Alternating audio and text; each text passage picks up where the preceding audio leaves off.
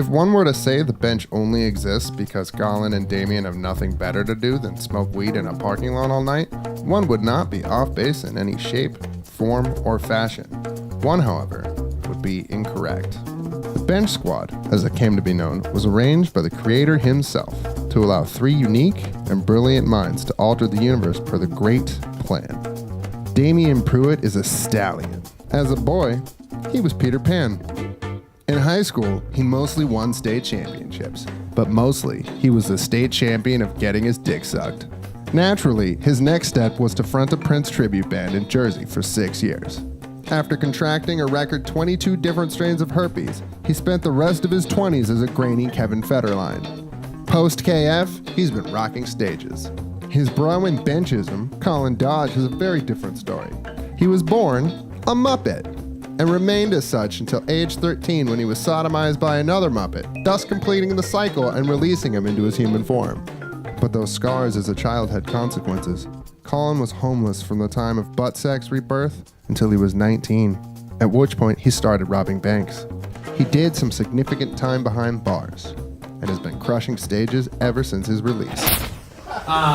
This next comic coming to the stage is a tour de force of the San Diego comedy scene, which is one of the best in the country. This next gentleman coming to the stage, good friend of ours here at the Comedy Palace, one of our all-time favorites. Now he's rocking all over the country, and he's here to take for sex, drugs, and jokes tonight. So Kearney Mesa, show one of your own some love and clap it up loud for Mr. Damien Pruitt. Clap wild, clap loud for the one and only Colin Dodge. Let's say it. Look.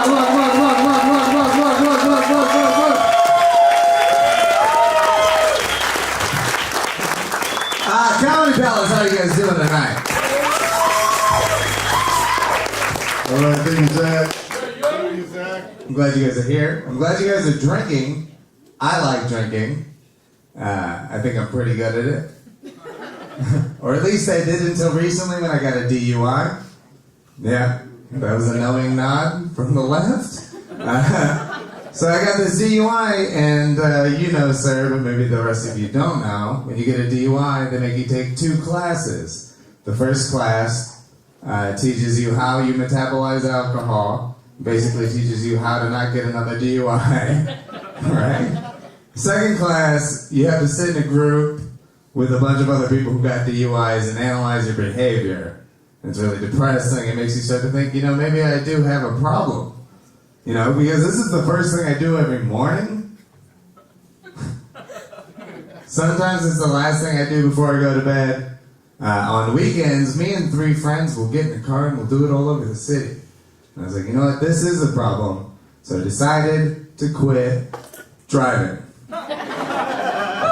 Thank you. I haven't driven a car in 3 years. It's been fantastic. I got my 3-year chip just the other day.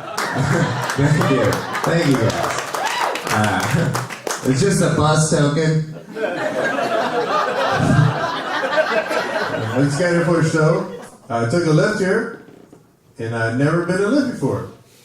And I told it to my driver, I said, hey, it's my first time lift. She said, welcome lift. And then she farted. So 1 for 1, as far as lift goes.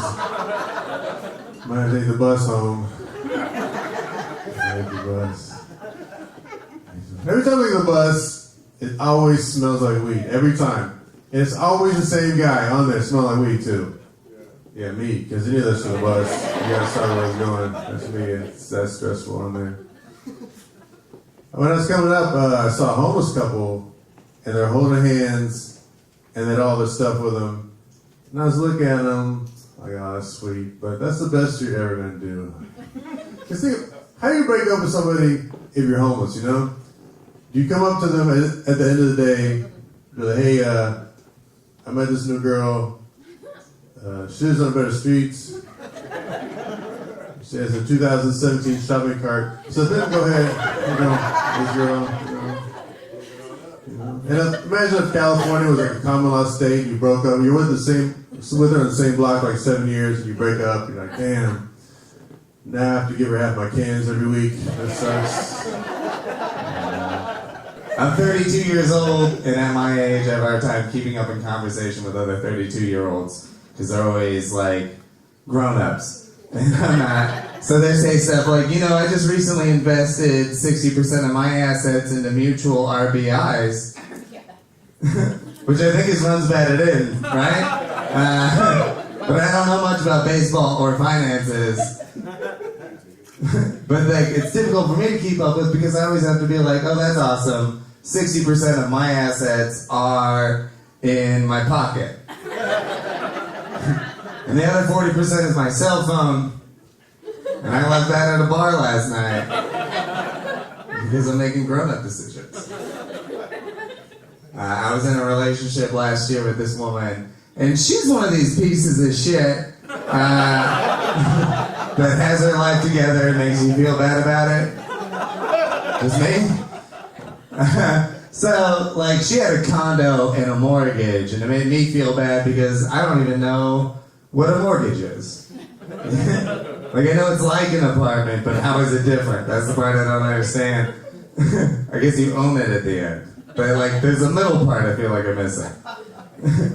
But so I was like, you know what, you can Google this, you'll feel better about yourself because you'll know what it is.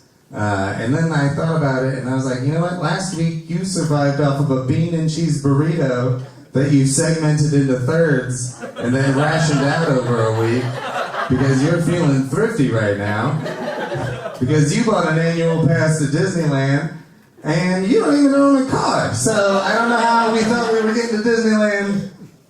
But you certainly don't need to know what a mortgage is. I was in the United States Air Force.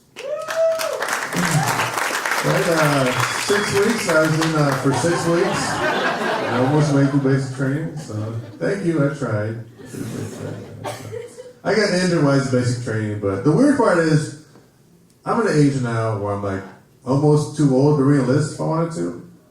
Yeah, I don't think that's right, because I think if you're like 37 and divorced with 2 kids, you're a lot more willing to die than someone like 19, you know?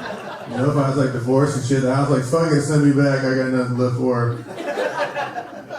It's just not guys.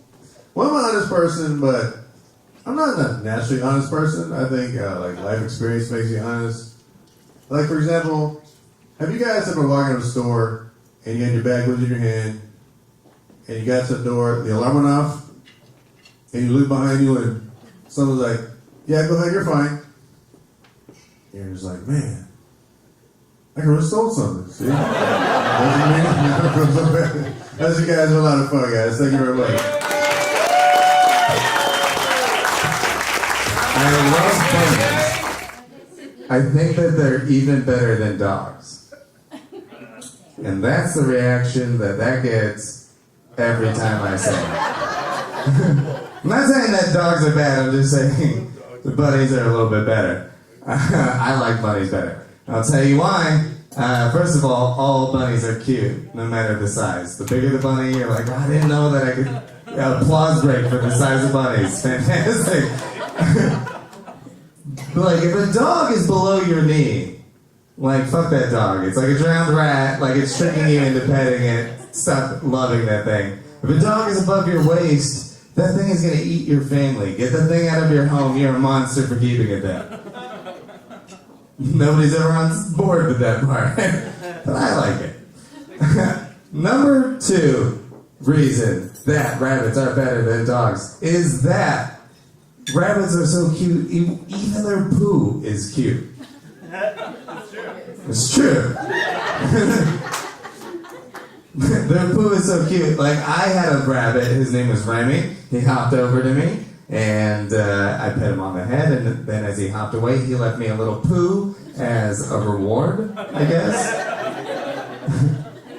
And I bent over, I picked it up, I flung it at my friend, and hit him in the chest, it bounced off, and he was like, hey! That'd have been a longer conversation if Remy would have been a dog. You guys have been fantastic. Thank you guys so much.